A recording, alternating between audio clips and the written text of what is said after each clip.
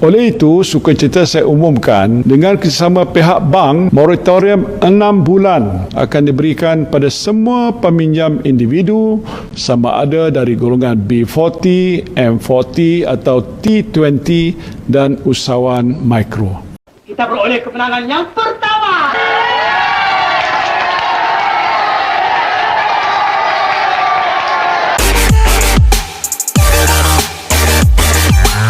Assalamualaikum warahmatullahi wabarakatuh. Tajahau YPD Irukingi Vanakum. Ayampa, selamat datang ke channel YouTube Yon Shuffler. Everyday I'm shuffling.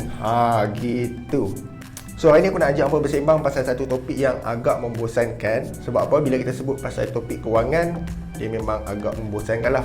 So hari ni aku nak cerita pasal moratorium selama 6 bulan yang telah diumumkan oleh Yang Amat Berhormat Perdana Menteri dalam ucapan beliau semasa mengumumkan pakej pemulih, di mana Perdana Menteri telah mengumumkan 6 bulan moratorium diberikan kepada semua golongan rakyat, tanpa mengira anda golongan M40, anda golongan B40 ataupun anda golongan T20. Moratorium 6 bulan akan diberikan pada semua peminjam individu sama ada dari golongan B40, M40 atau T20. Dan yang lebih menarik, selain daripada terpakai kepada semua golongan, there will be no documentation needed. Maksudnya bank-bank ni takkan semaklah apa-apa dokumen untuk membuktikan kekurangan pendapatan ataupun kehilangan pekerjaan. Just apply for the moratorium dengan bank-bank hampa tu dan automatik akan diterima ataupun diluluskan lah.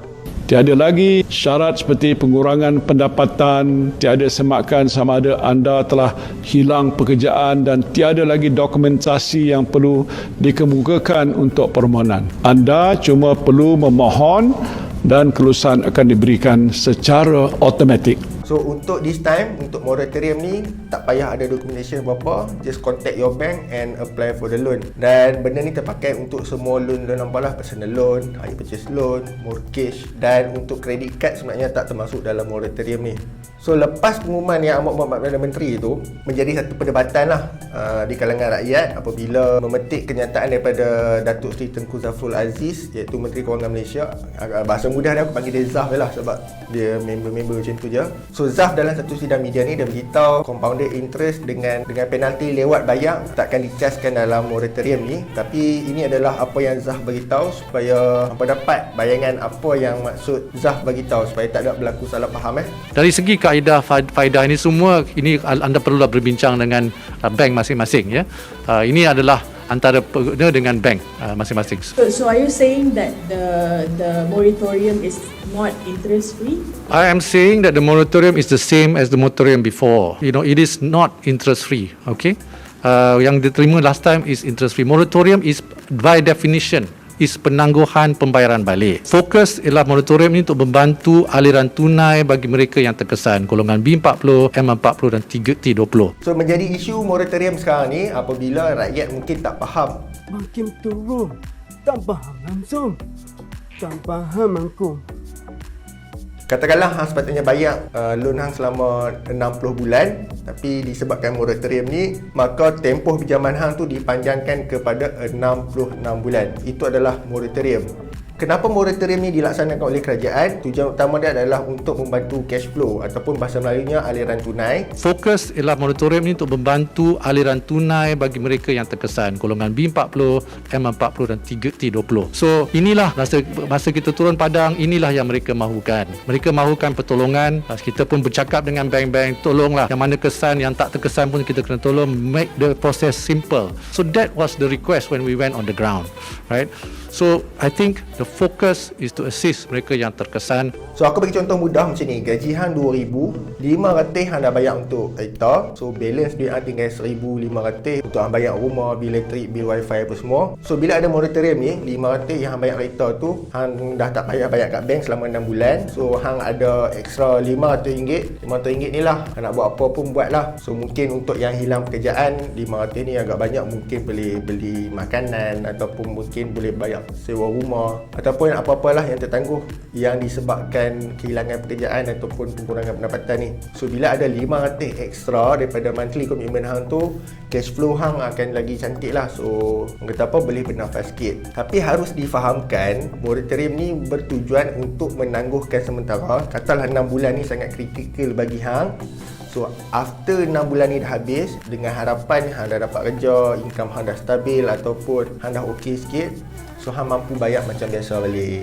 Itu adalah function utama moratorium. Bagi yang mungkin tak ada hilang pekerjaan ataupun mungkin tak ada pengurangan pendapatan, pendapat aku untuk moratorium ni, kalau rasa nak ambil, boleh ambil. Macam contoh tadilah 500 yang banyak kereta tu, disebabkan moratorium tu kita ada extra 500. Kalau rasa tak mau guna untuk cash flow ke apa, simpanlah, melabur dalam ASP boleh, dalam tabung haji, dalam unit trust, macam-macam lagi lah. Sebab apa? Pendapat aku, untuk 6 bulan ni kita tak tahu apa yang akan berlaku selepas 6 bulan lepas ni. So at least anything yang berlaku 6 bulan lepas ni, kita ada backup daripada simpanan kita tadi sepanjang 6 bulan moratorium ni lah. So itu adalah tujuan moratorium sebenarnya. Aku harap hampa faham lah. So next kita pergi kepada 3 jenis perkara yang melibatkan moratorium ni lah. Yang pertama, fixed rate loan ataupun interest dia yang tetap, berkadar tetap. And then yang kedua kita ada floating rate. Floating rate ni maksud dia kadar apungan. Dan yang ketiga, credit card. So first aku nak cerita pasal credit card ni lah. Sebab credit card ni sebenarnya tak layak untuk moratorium, tapi bank-bank di Malaysia hanya menawarkan kita panggil reschedule balik payment daripada outstanding balance. Katakanlah limit credit card RM5,000 and then outstanding balance ada sebanyak RM3,000. So RM3,000 tu bank bantu untuk tak payahlah ada bayar sekedebuk RM3,000. Sebab credit card ni nak kena bayar sekurang-kurangnya minimum payment sebulan 5% daripada RM3,000 tu. 5% daripada RM3,000 pun banyak agak kan. So dengan pelaksanaan moratorium ni, hampa boleh apply dengan bank hampa. Outstanding balance dengan RM3,000 tadi tu, bolehlah hampa schedulekan bayar dalam masa 12 bulan hingga 3 tahun ataupun 36 bulan. Tapi interest dia, kalau aku check dekat Maybank, interest dia adalah sebanyak 13% per annum. So agak tinggi. Kalau tak ada apa-apa, bayar je lah kat kredit tu macam biasa. Okay, next kita pergi kepada fixed rate loan. Contohnya kita ada hire purchase, kita ada personal loan. Okay, fixed rate ni maksud dia kadar interest dia tu tetap. So aku bagi contoh, interest untuk personal loan dekat Malaysia dalam 4.3% macam tu. So interest ni hang buatlah pinjaman selama 10 tahun pun interest dia tetap 4.3%, takkan ada kenaikan dan sebagainya. So untuk kes moratorium ni, katakanlah hang buat personal loan selama 5 tahun. So 5 tahun kali dengan 12 bulan selama 60 bulan. So bila pelaksanaan moratorium ni, hang akan bayar loan hang tu, katalah RM5,000, hang akan bayar loan hang tu daripada 60 bulan menjadi 66 bulan. Sebab apa? Kita bagi contoh mudah macam ni lah. Katakanlah bulan pertama sampai ke bulan 30, hang dah bayar macam biasa, mungkin sebulan 200, sebulan 300. And then start daripada bulan ke 31, 32, 33, 34, 35 dan 36 ada moratorium ni. And then dah habis 6 bulan, start ke bulan 37, kita akan sambung bayar macam biasa balik. Tapi macam aku cakap tadi lah, loan ni dipanjangkan daripada 60 bulan. Instead of hang bayar 60 bulan, hang akan bayar jadi 66 bulan. Tapi kadar bayaran sebulan dia sama saja sebelum pelaksanaan moratorium ni. Cuma loan hang tu dipanjangkan lah. Let's say lah hang sepatutnya habis bayar loan hang bulan 12 2021, tapi disebabkan moratorium ni, bayaran bulanan hang tetap sama, interest rate hang masih sama, cuma bulan terakhir yang hang akan settle bayar adalah pada Jun 2022. So jadi agak lama lah. And then kita ke floating rate loan. Okay, floating rate loan ni selalunya untuk mortgage ataupun ASB financing, di mana rate dia tu berubah-ubah. Katalah untuk tahun pertama, interest rate dia adalah sebanyak 4.1, tapi sebabkan perubahan apa semua, interest rate dia tahun depan boleh jadi 4.2. Lepas tu tiba-tiba naik 4.5. So kadar bayaran tu agak berbeza lah. So aku bagi contoh untuk loan floating rate yang bernilai RM200,000 dan interest untuk tahun semasa adalah sebanyak 4%. So apa yang berlaku sepanjang moratorium ni adalah bank akan kira interest yang teraku sepanjang 6 bulan ni, dan cara kiraan interest tu adalah RM200,000 darab dengan 180 bahagi 365. Kenapa 180? Sebab 6 bulan kali 30 hari adalah 180 hari bahagi dengan 365 hari, iaitu jumlah hari setahun, darab dengan 4% interest per annum ataupun interest untuk tahun semasa ni. So kita akan dapat sebanyak RM3,945.20 So sepanjang tempoh 6 bulan ni, bank akan kira RM3,945.20 tu, dan lepas habis 6 bulan ni, yang RM200,000 hampa pinjam tadi tu, so lepas habis saja 6 bulan ni, RM3,945.20 tu hampa kena bayar dekat bank lah, sebab itu adalah interest yang teraccrue daripada sepanjang tempoh moratorium ni. Tapi bank tak adalah yang macam gila nak terus bayar RM3,945, tak mampulah. So RM200,000 baki pinjaman hampa tadi tu, tambah lagi dengan RM3,945.20. So loan baru hampa bernilai RM3,945.20. Itulah nilai baru loan hang yang akan dibahagikan untuk baki pinjaman hampa. Bila dah habis moratorium ni, bayaran bulanan hang akan jadi sedikit tinggi sebab asal dia tadi hang bayar RM200,000 je kan. Tapi sekarang ni hang akan bayar RM203,945.20. So bayaran bulanan hang mungkin akan naik sikit lah. Nak ambil ke tak moratorium ni, bagi aku simple aja. Kalau rasa perlu, ambil. Kalau rasa tak perlu, tak payah. Kalau rasa mampu boleh bayar macam biasa, tak payah sebab rugi. And then viral lah dekat Twitter aku tengok pasal Maybank tu. So semalam selepas Perdana Menteri umumkan, as per Maybank punya release dalam website dia, as at 28 Jun tu, aku tengok apa yang diviralkan macam ni. Tapi hari ni semakkan aku balik, aku tengok dia dah tambah klausa with reduced amount of monthly installment tu. Apa yang terjadi adalah bila hang apply moratorium untuk 3 bulan ni, by the time dah habis 3 bulan, bank akan tambah lagi 12 bulan. Macam tadilah aku beri contoh, katalah loan hang sepatutnya habis dalam masa 60 bulan.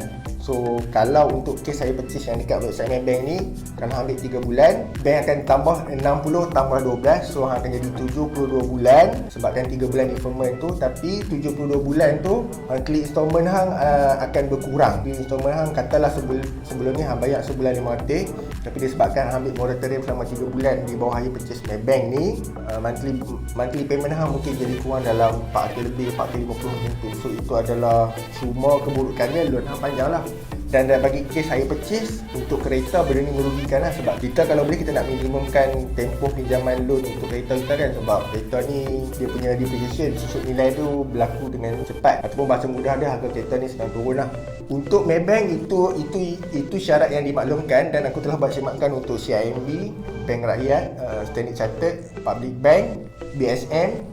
Setakat aku shoot video ni tak ada apa-apa pengumuman lagi. So anything update apa-apa mungkin lepas ni lah aku akan cerita. So itu adalah penjelasan aku berkenaan moratorium yang diumumkan oleh kerajaan baru ni. So aku harap hampa mungkin faham sikit lah apa yang aku cuba sampaikan. Kalau ada apa-apa tak faham ke apa, boleh tinggalkan kat ruang komen. InsyaAllah aku cuba reach out.